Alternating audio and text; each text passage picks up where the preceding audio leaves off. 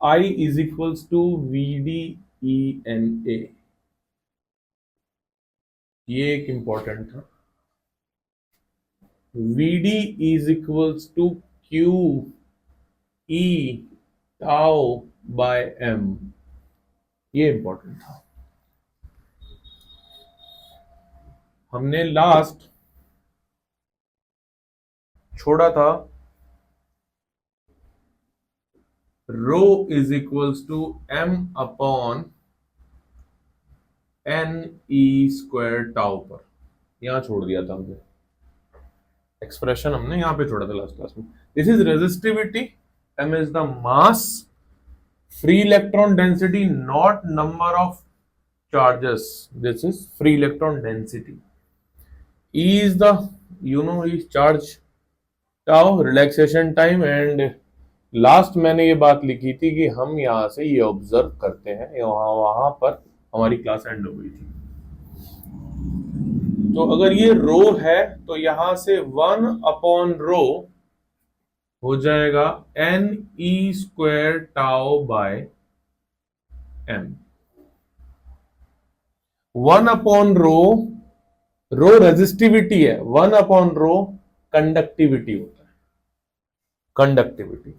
तो this is the expression of conductivity in terms of relaxation time.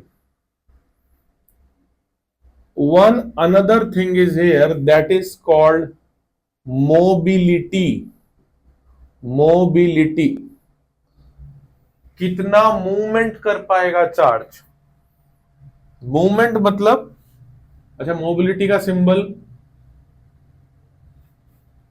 Mu. Movement मतलब कि कितनी speed ले पाएगा, कौन सी स्पीड है, drift speed, under the effect of electric field. So this is the expression of mobility। अब यहां से जरा था दिमाग लगाओ, VD होता है E टाउ बाय M, और नीचे एक और E, तो E से E कैंसिल, ये बचा E टाउ बाय M, और कुछ लोग अगर लिख दें Q टाउ बाय M, तो this is the relation between mobility and relaxation time. भाई ये जितने रिलेशन है सारे बहुत काम के हैं।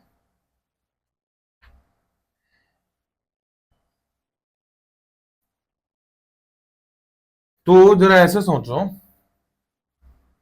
इसको इसको मैं ऐसे लिख दूं, capital N upon into E, फिर एक और E, फिर टाउ बाय M, और ये क्या है, ये तो मोबिलिटी है, यानी ये टर्म क्या है, ये तो मोबिलिटी है। तो ये क्या बन गया, NE म्यू।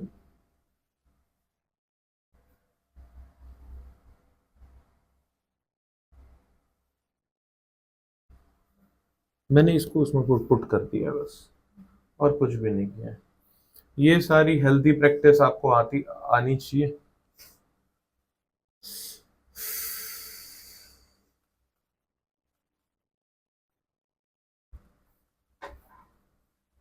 मुझे अगर मोबिलिटी को करंट के उसमें पहुंचाना हो तो कोई बड़ी चीज है क्या, करंट का खोलो तो I is equals to E tau by M into E into N into A। अब E tau by M, E tau by M, that becomes mobility, that becomes mobility. तो फॉर्मूला क्या बन गया, इंटू E, एक छोटा E, N A। मैंने हर एक चीज को मोबिलिटी के टर्म्स में लिख दिया। कुछ है नहीं बेटा, इधर उधर घुमाते रहो, फेंकते रहो, इट्स बेसिक थिंग। आप एक बार बस हमेशा एक मेजर रिलेशन को ध्यान रखा करो। आपको जैसे ध्यान रखने की जरूरत है सिर्फ इसको, ये कैसे ध्यान रहेगा, वर्ड क्या है, मोबिलिटी, मोबाइल। मोबाइल मतलब कितनी मूवमेंट है, कि तो मूवमेंट है तो कैसे होगी, स्पीड से मूवमेंट होगी। और कौन उस मूवमेंट को सपोर्ट या अपोज करेगा, इलेक्ट्रिक फील्ड। तो कितनी इलेक्ट्रिक फील्ड में कितनी मूवमेंट है, ये मेजर फॉर्मूला याद रह गया। और अगर मेजर फॉर्मूला याद रह गया तो बाकी सब हो जाएगा। ठीक है, तो ये तो हम पीछे से लेके आए हैं अभी तक सारा। इसी में कंटिन्यू करते हैं एक बार। क्लास 11 से मैं एक चीज कोट कर रहा हूं, कोई नहीं, कि सपोज आपने इक्वेशन ऑफ कंटिन्यूटी का नाम सुना होगा, नहीं सुना है तो मैं बता देता हूं। Basically area is inversely proportional to velocity. अब याद आ जाएगा, a1 v1 is equal to a2 v2। तो वो जो पाइप पानी की हम देते हैं गार्डन में, तो उसका अगर एरिया मैं कम कर दूं तो स्पीड बढ़ जाती है।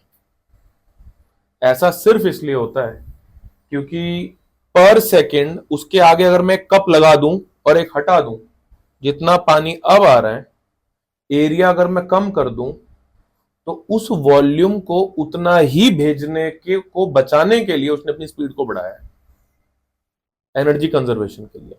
तो अगर आप तब भी लगाओगे तो उतना ही पानी आएगा। हाँ, कुल मिला के क्या मैं ये बोल दूं कि वॉल्यूम किसका, पानी का, पर यूनिट टाइम कांस्टेंट था, और वॉल्यूम फ्लो रेट, नीचे कभी भी टाइम लगे ना तो रेट बोलते हैं, वॉल्यूम फ्लो रेट को ही डिस्चार्ज बोलते हैं। ये डिस्चार्ज का सिंबल होता है फ्लूइड मैकेनिक्स में। तो discharge is always constant there. But यहां क्या है, यहां किसका डिस्चार्ज है, यहां पे चार्ज का, करंट। करंट ये इसकी जगह रिप्लेस करो चार्ज को, इसकी जगह रिप्लेस करो टाइम को, तो this is the rate of volume, flow of volume, this is the rate of flow of charge.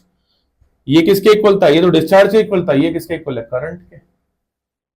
तो यानी कि करंट भी जो है वो हमेशा कांस्टेंट रहता है, अगर आप एरिया को चेंज कर दो तो भी करंट कांस्टेंट रहेगा। ये एक प्रॉपर्टी है जो हमने अभी यहां से निकाली कि अगर मैं एरिया को इंक्रीज या डिक्रीज कर दूं, किसी भी चीज में फर्क पड़ सकता है, करंट पर कभी कोई फर्क नहीं पड़ेगा एरिया के चेंज होने का। Current is not the function of area. ठीक है, ऑन बिहाफ ऑफ दिस मैं एक सिचुएशन दे रहा हूं जिसको हम टैकल करेंगे। पीछे से फॉर्मूले याद है आप लोगों को, नहीं है कोई बात नहीं भाई, याद करो। हाँ, जाने के बाद पहला काम रिवीजन रखा करो, अगर ये आदत नहीं डालोगे, क्योंकि देखो आने से पहले का टाइम तुम्हारे हाथ में नहीं है, तुम पता नहीं कहां कहां से होके आते हो, क्या क्या करके आते हो, तो भाई मतलब काम की चीज है, तो पढ़ने का टाइम में नहीं है। जाने के बाद याद रहता है कि ये करना है, उसे कर लो उसी टाइम, नहीं तो भुगतते तो आ ही रहे हो पुरानी चीजों को, दो चार चीजें और सही ऐड हो जाएंगी।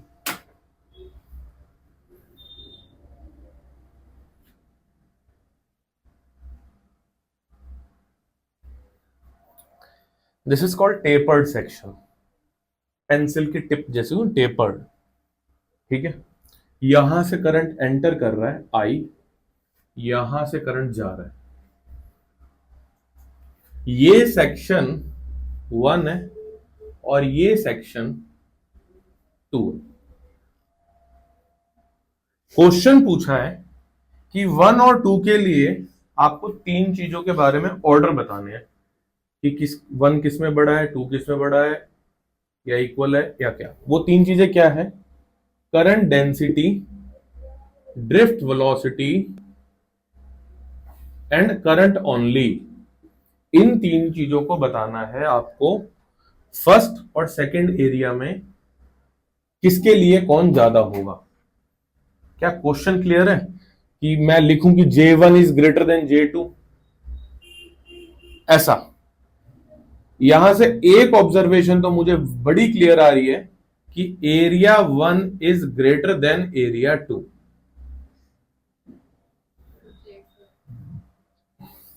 तो J तो I/A होता है, तो J तो इनवर्सली प्रोपोर्शनल टू एरिया हो गया। तो करंट डेंसिटी कैसी रही, J1 is less then J2, और करंट का क्या लेना देना होगा भाई? अभी अभी पढ़ा, करंट एरिया पे नहीं डिपेंड करेगा।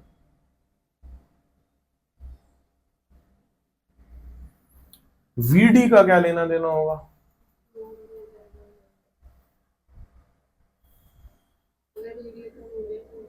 तो वो डायरेक्ट डिपेंडेंट है या इनवर्स डिपेंडेंट है वीडी? जैसे ये तो पता चल रहा है कि जे एरिया पर इनवर्स डिपेंडेंट है, करंट डेंसिटी एरिया पे इनवर्स डिपेंडेंट है। तो I is equals to V D E N ए।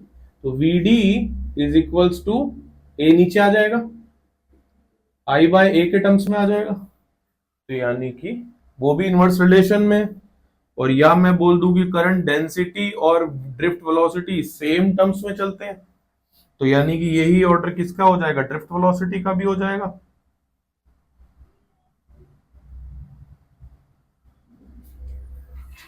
ठीक है, इस तरह के क्वेश्चन देते रहेंगे, परेशान करेंगे थोड़ा बहुत, कुछ था नहीं इसमें। अब जितना पीछे का छूटा, अब तुम्हें परेशान नहीं करेगा, वो अभी तक कर रहा था। ठीक है, तो इतना तुम कर लेना या पूछ लेना मुझसे। अब नया पार्ट ऐड होगा। नाउ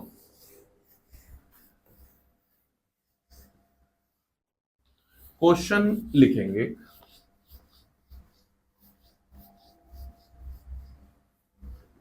शॉर्ट में देता हूं question.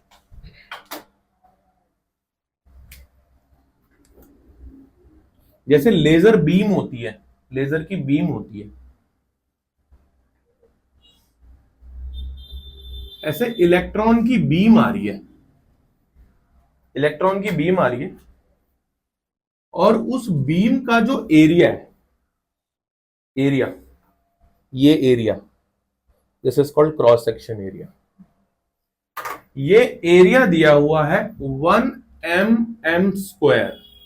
This is cross section area of the beam. ठीक है, अच्छा, अगर एक एक क्वेश्चन ऐसा भी था जहां पर इसको लिखा हुआ था गिवन अपर्चर,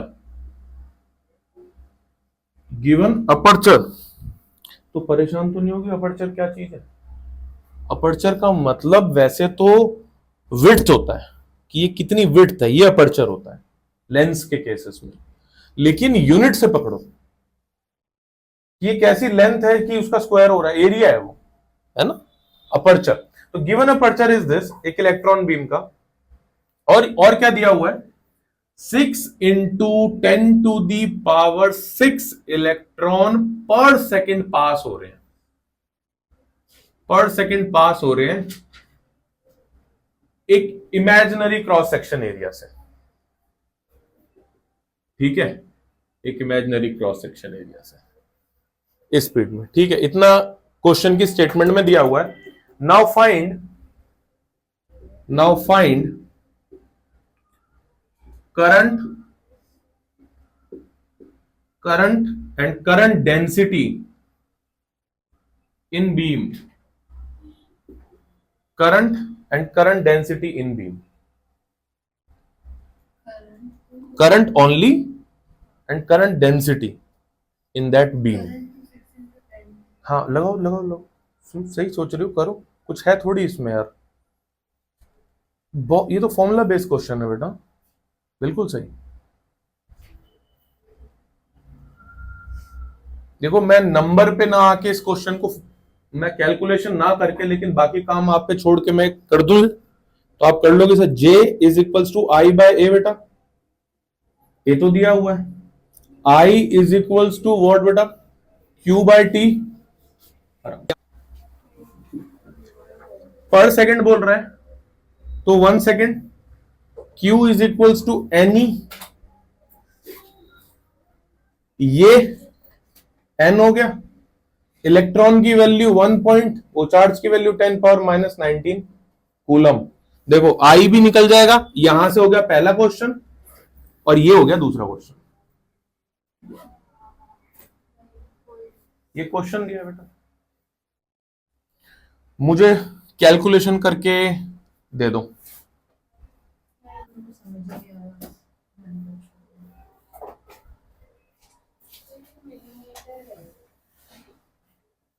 कन्वर्ट करना है एरिया को 1 मिलीमीटर इंटू 10⁻³ का स्क्वायर, ये मीटर हो गया, फिर स्क्वायर हो गया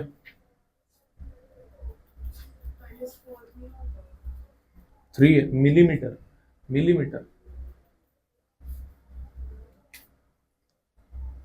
लिख लेते हैं ना। n कितना दिया 6 इंटू 10⁻6 और साथ में 1.6 इंटू 10⁻−19।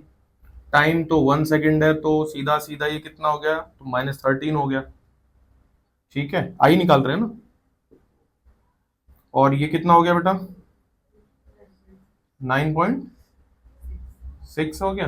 हाँ ठीक है, इंटू 10⁻−13। ठीक है, इसका जे का बेटा ऊपर कितना हो गया, बस एरिया से तो डिवाइड करना है। 9.6 इंटू 10⁻−13 को एरिया कितना दिया हुआ है 10⁻−6, 10⁻−6 ऊपर भेज दो इसको, तो 10⁻+6 हो जाएगा। कितना हो गया 9.6 इंटू 10⁻−7। जे की निकाल लो बेटा, एम्पेयर पर मीटर स्क्वायर। ये एक कॉपर वायर है,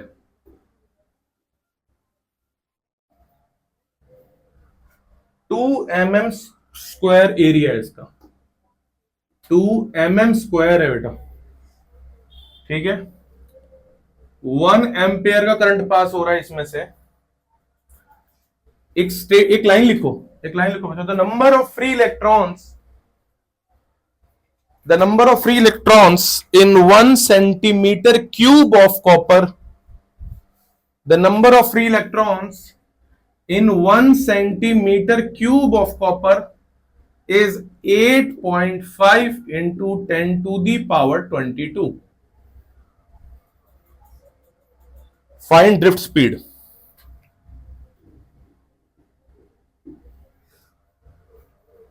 Find drift speed. क्या कैपिटल एन की जगह इसको यूज कर सकते हैं क्या?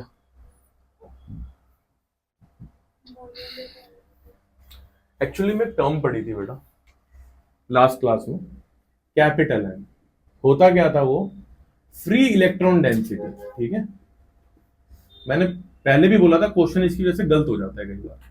होता क्या था, number of free electrons per unit volume.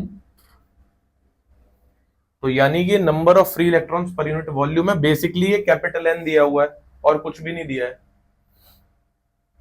लेकिन वॉल्यूम समझने वाली बात है, ऐसा नहीं कैपिटल एन सीधा रख दो, वॉल्यूम मीटर क्यूब में नहीं है, वॉल्यूम सेंटीमीटर क्यूब में।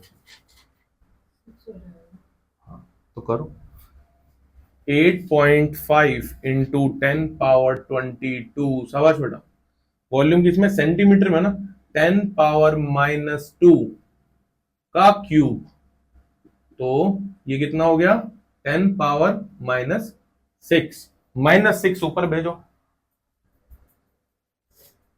28 हो गया। 8.5 इंटू 10⁻28। देख बेटा समस्या, ये कैपिटल एन है बस। अब इस कुछ भी नहीं है जो परेशान कर रहा है, क्या बोल रहा है, वीडी यूज करना है, ये रिलेशन होता है I is equals to VD E N A. Area आपके पास है, लेकिन फिर से मीटर स्क्वायर में, mm स्क्वायर में एरिया।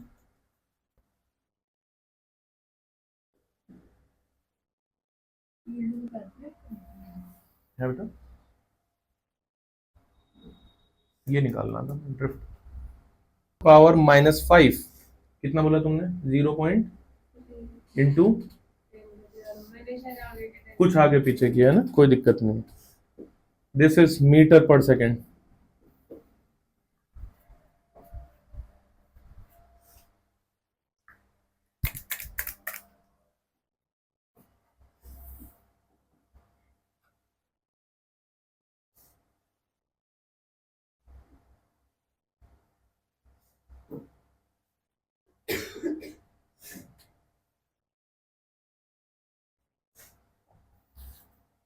सेवंथ का क्या मार्क क्या है?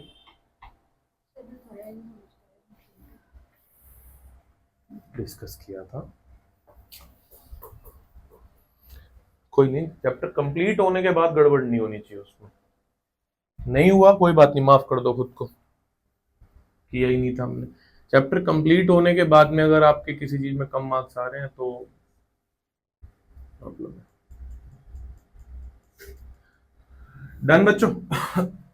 बहुत बढ़िया। Next heading. अच्छा मुझे एक बात बताओ, ऐसे ही मैं अपार्ट फ्रॉम दिस टॉपिक मैं जा रहा हूं एक बार,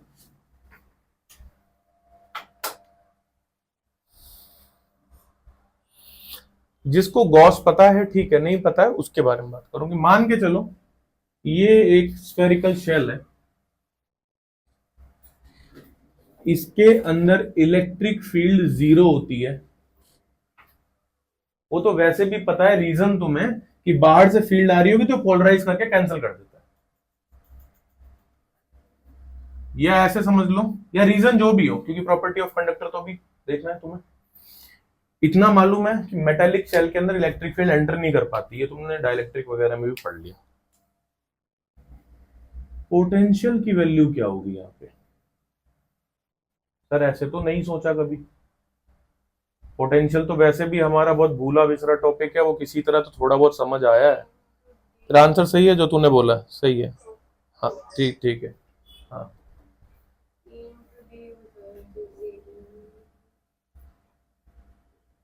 ई डीवी बाय डी आर, ये रिलेशन था ना, E is equals to minus DV by D R, ये रिलेशन था। मैं कहता हूं कि जब कुछ भी ना समझ आया करे तो इस पे आ जाया करो। इलेक्ट्रिक फील्ड 0 हो रही है, मतलब किसी चीज का डिफरेंशिएशन 0 हो रहा है, मतलब वो चीज कांस्टेंट है। तो स्फेरिकल शेल्स के अंदर या जहां भी इलेक्ट्रिक फील्ड 0 होगी वहां पोटेंशियल कांस्टेंट रहेगा। ठीक है, पूछ लेते हैं, ये कई बार छोटी मोटी बातें हैं, मालूम होनी चाहिए। ठीक है, अच्छा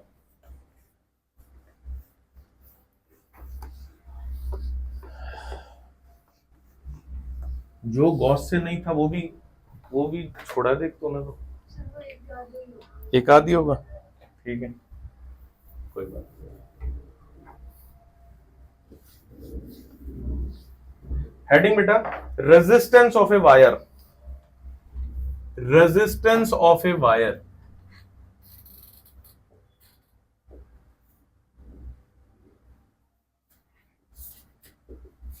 ये छोटे छोटे टॉपिक होते हैं ना, ये ज्यादा इंपॉर्टेंट होते हैं, क्योंकि बड़े वाले में कुछ नहीं है, बड़े तो भाई इन्हीं से मिलके बन जाते हैं। हम सबको पता है कि अगर ये कोई कंडक्टर है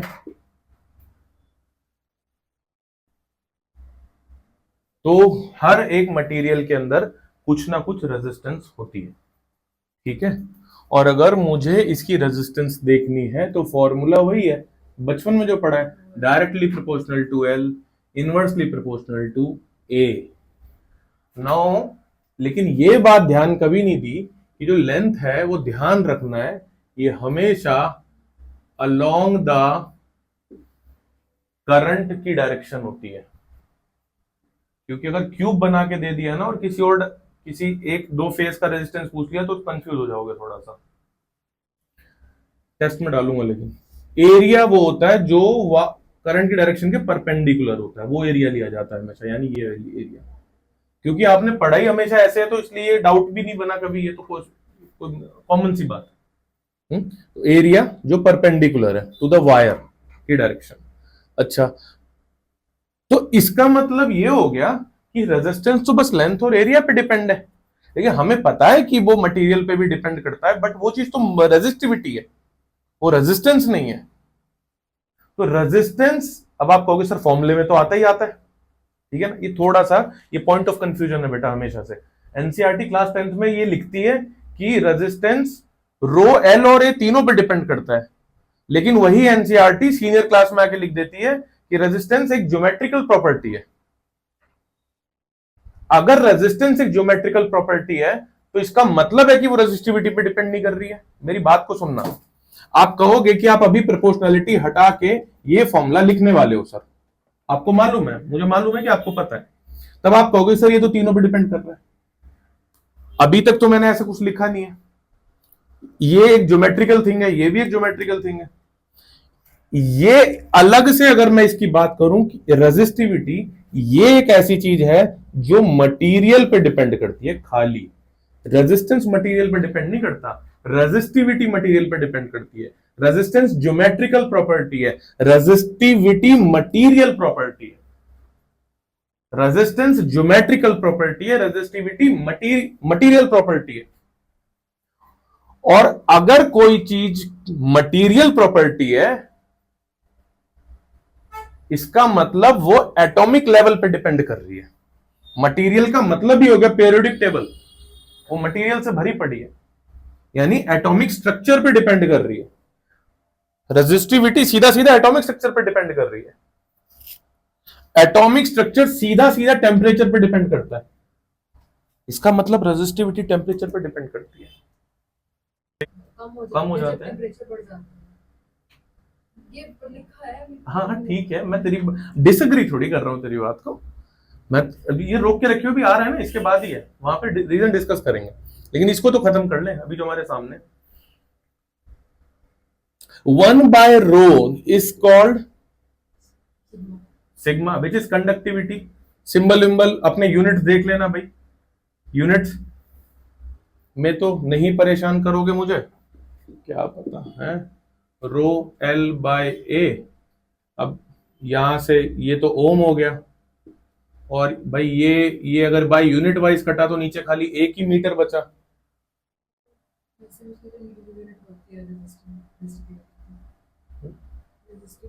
तो रेजिस्टिविटी यहां से ये ओम, और ये इधर गया तो मीटर, तो रेजिस्टिविटी की यूनिट हो गई, सिग्मा की क्या हो गई, ओम इनवर्स मीटर इनवर्स। नहीं पता चला क्या हुआ, नहीं पता चला, कुछ भी नहीं था। इतने तो तुम लोग होशियार हो भाई।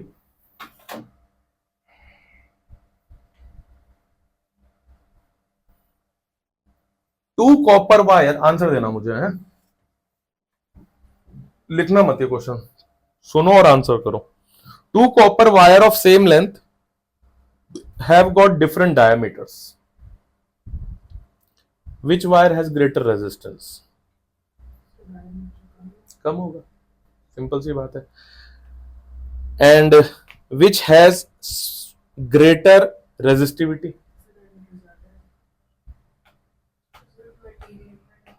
सुनती नहीं ना ध्यान से, मैंने रेजिस्टिविटी बोला, मैंने रेजिस्टिविटी बोला।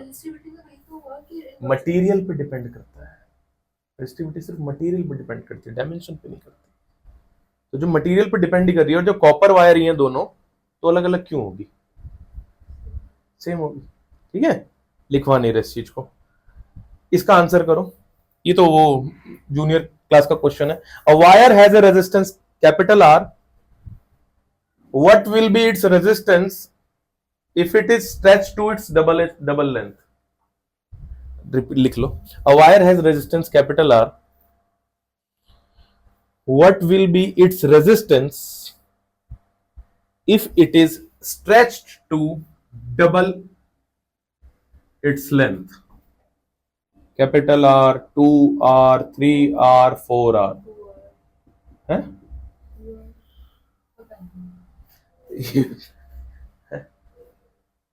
देखिए, अच्छा देखते शाबाश। तुम्हें ऐसा लगता है कि अगर मैं इस चीज को लंबा करूं तो इसका एरिया कम नहीं होगा, होगा ना। तो जब लेंथ डबल होगी तो एरिया भी तो हाफ होगा, क्योंकि वॉल्यूम फिक्स है ना। कह रही है तू शांत है, तो टेस्ट देख के पता है मुझे है।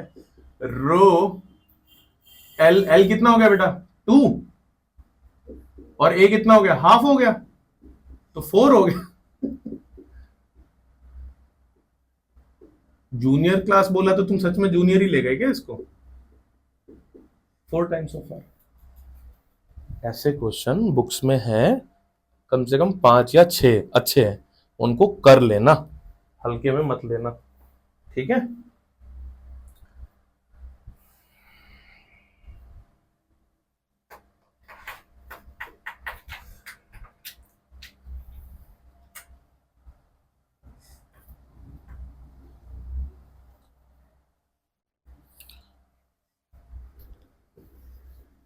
इसको करने का एक और तरीका, R is equals to rho L by A, L से मल्टीप्लाई L से डिवाइड, ऊपर बन गया रो L स्क्वायर, नीचे बन गया वॉल्यूम R। ये दोनों चीज तो नहीं चेंज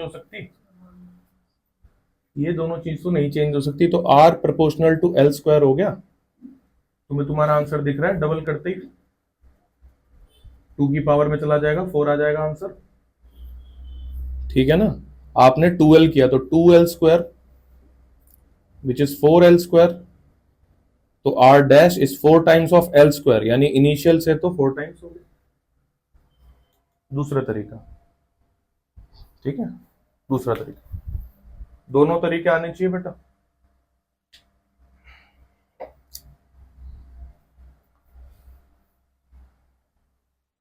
परसेंटेज एरर वगैरह वो टॉपिक बहुत पहले जो आते थे, थोड़े बहुत दिमाग में है, क्योंकि उस एक चीज को ना किसी भी टॉपिक के साथ मर्ज किया जा सकता है।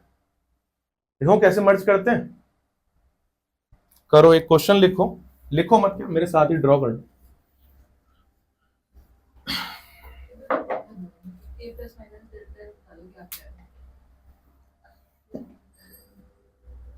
ये एक वायर है,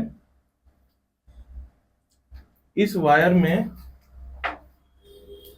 थोड़ा सा चेंज लेंथ का किया गया, जितना चेंज इन लेंथ का किया गया वो है 0.1%। टोटल लेंथ L थी पहले, कह रहा है चेंज इन रेजिस्टेंस बताओ।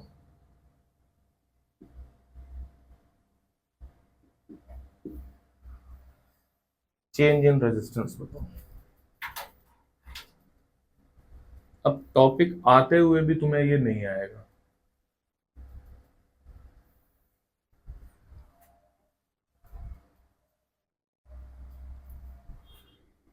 किसमें लेंथ में चेंज किया बेटा, डेल्टा L बाय L, ये होता है फ्रैक्शनल चेंज, है ना, परसेंटेज चेंज। अगर मैं इनटू 100 कर दूं तो कितना दिया हुआ है, 0.1।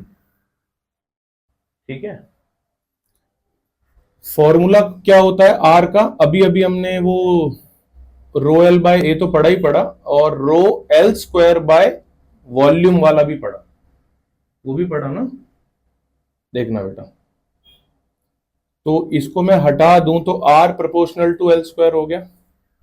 4 तरह के एरर के कॉम्बिनेशन पढ़े होते हैं आपने, addition, subtraction, multiplication, division and power. ठीक है, तो पावर में होता है कि ये पावर आगे आ जाती है, तो 2 times of delta L by L into 100, ये कितना है 0.1, सीधा सीधा answer.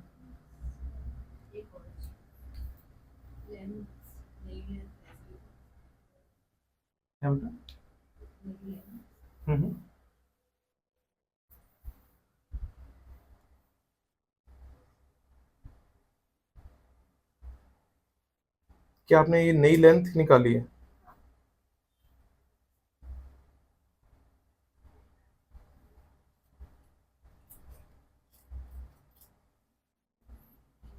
L plus 0.1 L bye 100, तो अब इसमें क्या कंफ्यूजन क्या आ रही है, करो फिर ऐसे ट्राई करो, मना नहीं कर रहा हूँ, कर सकते हैं, करो ट्राई करो। ये कितना 0.1%, तो ये कितना हो गया 0.2%। बेटा करो, कई तरीके हैं करने के, लेकिन ये दिया हुआ था एक क्वेश्चन कहीं पे, इसका बहुत ज्यादा लेन देन करंट इलेक्ट्रिसिटी रेजिस्टेंस के टॉपिक से तो नहीं है, पीछे से आ रहा है।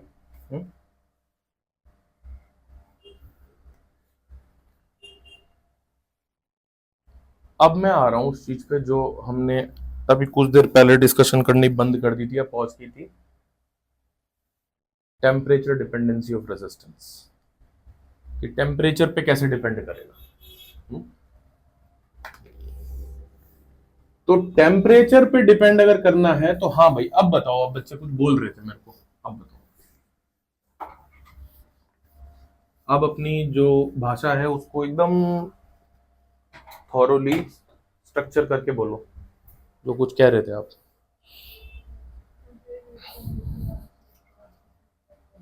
हम्म, चलो ठीक है, समझ गया हूं तुम्हारी बात, हेडिंग डाल लो, temperature dependency of resistance, temperature dependency of resistance. अगर आप प्रैक्टिकली से देखें तो ऐसे कहते हैं ना कि तो चार्जर यूज कर रहे होते हैं, तो चार्जर अगर ओवर हीट होता है तो फिर ये मेरे को बोला था किसी ने क्लास में, अगर चार्जर ओवर हीट होता है तो फिर electrons come flow, I mean ऐसा होता है खराब हो सकता है कि फ्लो कम होता है, ये लॉजिक है जैसा काम करती काइनेटिक एनर्जी की हाई टेंपरेचर इलेक्ट्रॉन्स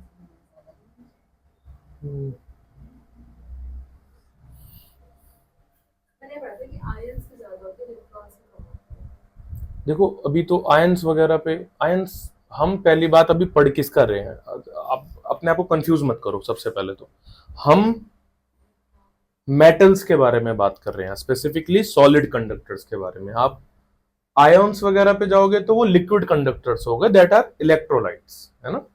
हम सॉलिड पे, सॉलिड की बात कर रहे हैं, कंडक्टर्स की। दो थ्योरी फॉलो करते हैं, दो थ्योरीज फॉलो कर रहा हूं मैं यहां पे। थ्योरी वन होगी, पहले तो हेडिंग ही हटा दें।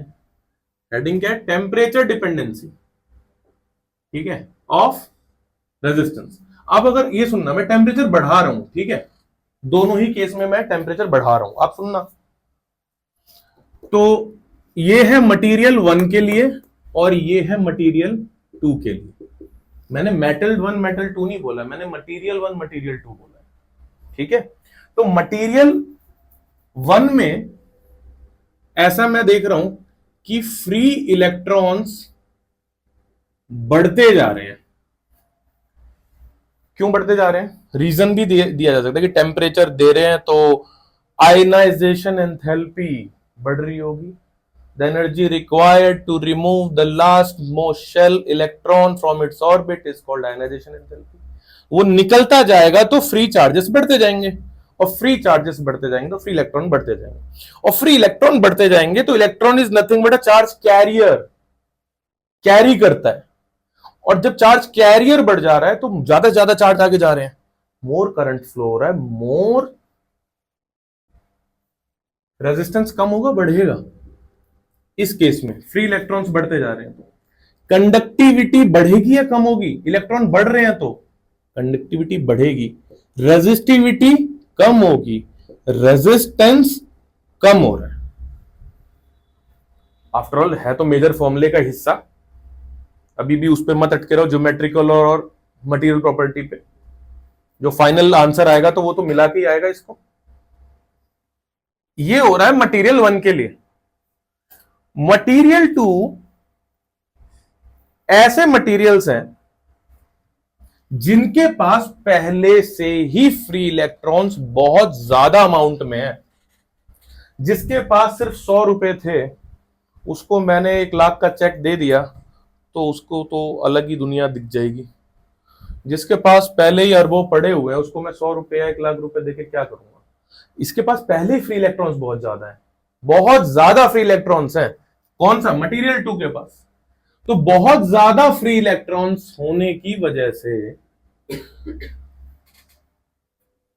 टेम्परेचर बढ़ने पर जो इलेक्ट्रॉन का बढ़ना है वो उतना ज्यादा नहीं बढ़ रहा है जितना इसमें बढ़ रहा है, क्योंकि यहां ऑलरेडी, रीजन क्या बोला मैंने, ऑलरेडी हाई है। कौन? Free electrons. यहां पर रीजन फ्री इलेक्ट्रॉन्स है। थोड़ी नैप ऐप लेके आया करो भाई, तुम नींद में रहते हो, ठीक है। तो प्लस यहां पर एक चीज और है, फिक्स्ड पॉजिटिव आयोन्स। ये कौन सा मटेरियल है अब तुम्हें पता है? ये मेटल है। मेटल के पास ऑलरेडी हाई फ्री इलेक्ट्रॉन्स होते हैं, प्लस फिक्स्ड पॉजिटिव आयंस, बल्कि आयंस होते हैं। ये मटेरियल कौन सा है सर? ये सेमीकंडक्टर्स है। ये थ्योरी सेमीकंडक्टर्स में फॉलो होगी, ये थ्योरी मेटल में फॉलो होगी, पर अभी मैंने पूरी थ्योरी बोली ही नहीं है। अब थ्योरी आगे भी तो सुनो बच्चों, ठीक है। अब एक इलेक्ट्रॉन यहां से यहां तक की जर्नी ट्रेवल करना चाह रहा है, अभी तक कर भी रहा था। टेम्परेचर बढ़ा, टेम्परेचर बढ़ने पे क्या होगा कि ये यहां से यहां तक जा रहा था, आराम से जा रहा था। ये तो मूवमेंट, इसकी मूवमेंट तो बढ़ रही है। अब पॉजिटिव वाले कह रहे हैं हम क्या करें, क्योंकि टेम्परेचर बढ़ रहा है तो एनर्जी तो सबको मिल रही है, इसको भी मिल रही है, पर ये भाग सकता है क्या? क्या करेगा? जो बंधा हुआ है और भाग नहीं सकता तो वो सिर्फ ऑसिलेट करेगा, वो सिर्फ ऑसिलेट करेगा अपनी जगह पे। ये बॉन्ड इलास्टिक होते हैं, ये भागने की कोशिश करेगा फिर खींच लिया जाएगा, तो ये ऑसिलेशन हो रही है बार बार है। ये ऑसिलेशन बहुत हाई फ्रीक्वेंसी पे होती है, जल्दी जल्दी जल्दी जल्दी। तो ये ऑसिलेशन बहुत हाई फ्रीक्वेंसी पे हो रही है, और अगर आपके सामने एक बहुत बड़ी सी बॉल ऊपर नीचे बहुत तेजी में आ रही है, आप भागोगे तो टकराओगे नहीं उससे, तो ये इलेक्ट्रॉन के बहुत ज्यादा चांसेस हैं कि टकराएगा। तो टेम्परेचर बढ़ने पर कोलिजन के चांसेस बढ़ जा रहे हैं, और कोलिजन के चांसेस बढ़ने की वजह से बार बार स्पीड हैम्पर हो रही है, और स्पीड अगर बार बार हैम्पर हो रही है तो इसका मतलब कंडक्टिविटी बार बार गिर रही है, रेजिस्टिविटी बढ़ रही है, रेजिस्टेंस बढ़ रहा है। अब कोई पूछे तो एक लाइन में आंसर मत देना, डिटेल में समझाना पूरा। बात समझ आई बेटा? तो अब इन शॉर्ट अगर मैं डायरेक्टली देखूं तो मेरा आंसर मेरे सामने है। मेटल्स के अंदर, सेमीकंडक्टर्स के अंदर जब टेम्परेचर बढ़ाते हैं तो क्या होता है, ठीक है, रीजन के साथ। बात समझ आई?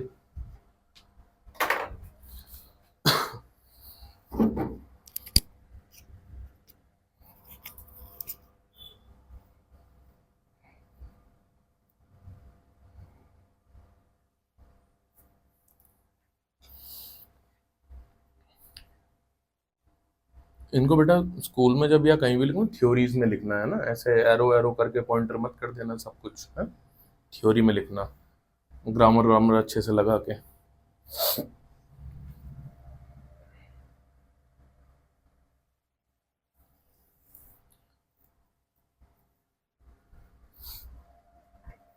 ये तो हमारा बुक का लास्ट चैप्टर है। अच्छा, इसी वजह से हमने देखा है क्या कि जब ज्यादा सनलाइट होती है, गर्मी होती है, तो सोलर सेल्स ज्यादा काम करते हैं।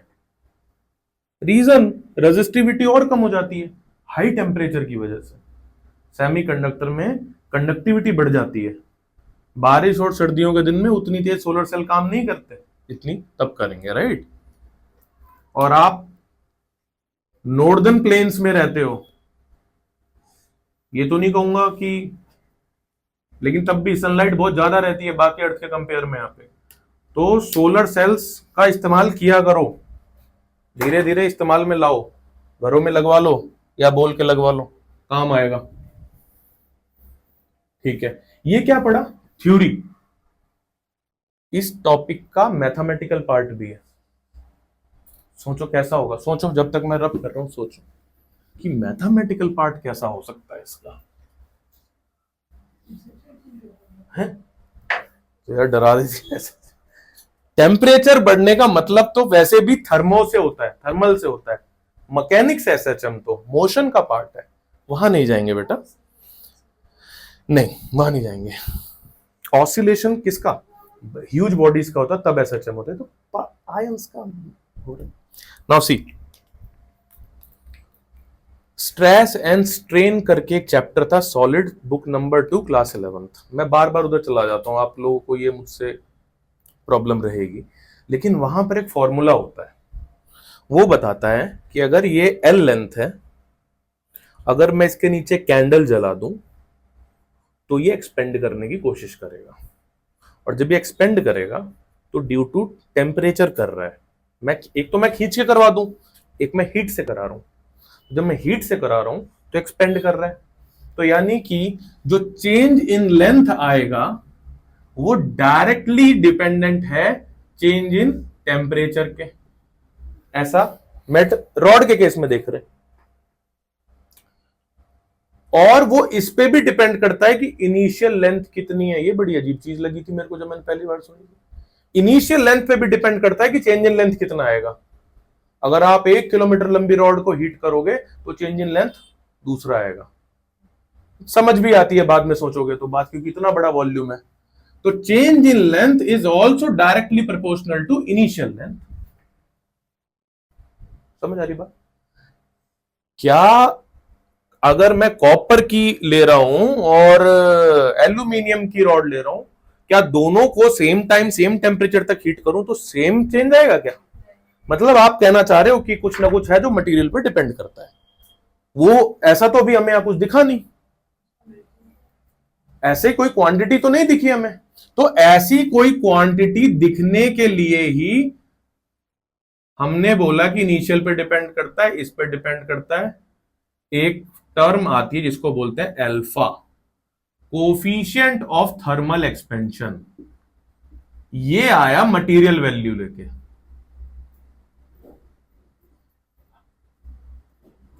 कॉपर की ये अलग होगी, एल्यूमिनियम की अलग होगी, हर मटेरियल की अलग होगी, जो भी लोगे वहां डाल दो।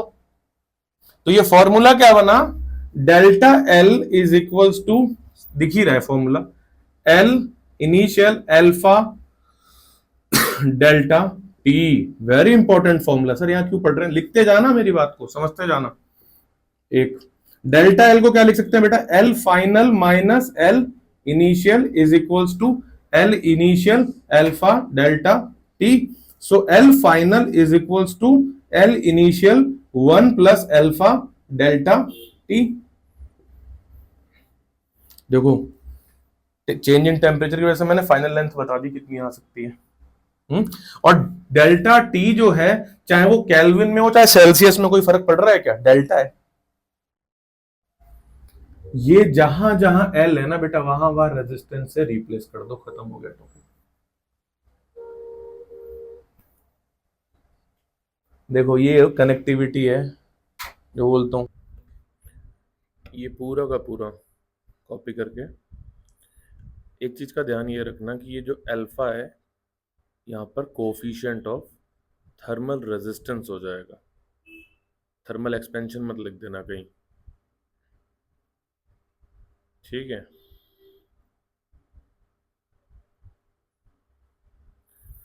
तो यहां से क्या हो गया, delta R is equals to R initial alpha delta T. तो अल्फा क्या हो जाएगा, delta R upon R initial, नीचे डेल्टा टी। तो यूनिट क्या से देखेंगे, आर से R cancel, 1 upon delta T. Delta T हो गया डिग्री सेल्सियस, तो यूनिट क्या होगी, डिग्री सेल्सियस इनवर्स। अल्फा की यूनिट डिग्री सेल्सियस इनवर्स, ठीक है? Delta L upon L initial, ये बन गया strain bye Hooke's law, stress is equals to modulus time strain. Strain की जगह डेल्टा एल बाय एल, ये पूरा क्या बन गया, alpha delta T from thermal stress. तो ये पूरी इक्वेशन बन गई थर्मल स्ट्रेस की। अगर मैं सिग्मा को खोल दूं फोर्स अपॉन एरिया, तो ऐसे थर्मल फोर्स आ जाएगा। ये पूरा कनेक्शन 11th का स्ट्रेस स्ट्रेन टॉपिक का है, सारा 11th का। कहाँ से कनेक्ट हुआ, यहाँ से कनेक्ट हो गया, देखो, ठीक है? सेमीकंडक्टर के केस में रेजिस्टेंस की वैल्यू डिक्रीज होती है। इसका मतलब R final is less than R initial, तो डेल्टा आर हो जाएगा नेगेटिव। तो सेमीकंडक्टर के केस में अल्फा हो गया नेगेटिव। मेटल के केस में रेजिस्टेंस बढ़ता है, तो R final greater than R initial, तो डेल्टा आर हो गया पॉजिटिव, तो अल्फा पॉजिटिव हो गया। Now in alpha thermal expansion के केस में पॉजिटिव, और कॉन्ट्रैक्शन के केस में नेगेटिव, फ्रॉम क्लास 11th। ये एक सिल्वर वायर है, सिल्वर वायर का अल्फा दिया हुआ है 3.8 into 10⁻³ obviously degree Celsius inverse. Resistance 1 ओम दिया हुआ है एट 20 डिग्री सेल्सियस। अब अगर मैं इस वायर को उठा करके एक टब में डाल दूं, इसमें उस टब का कुछ टेम्परेचर होगा, हाई टेम्परेचर, उसमें फ्लूइड भरा हुआ है, पानी भरा हुआ है, वहां पर इसका रेजिस्टेंस हो जाता है 1.2 ओम। ऑब्वियसली ऐसा हाई टेम्परेचर होने पर होगा, तो टेम्परेचर बताना है।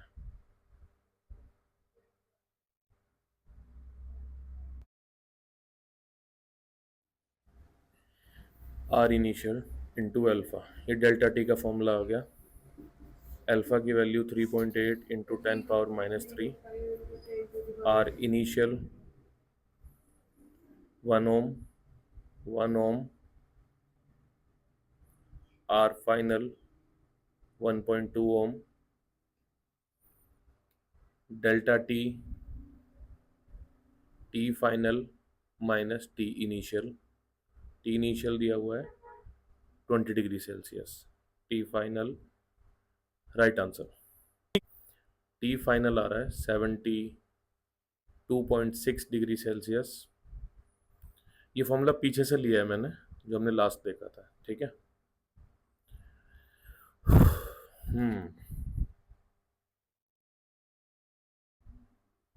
ठीक है, यहाँ पे टॉपिक खत्म है। नेक्स्ट हम ओम्स लॉ के साथ शुरू करेंगे नेक्स्ट क्लास में।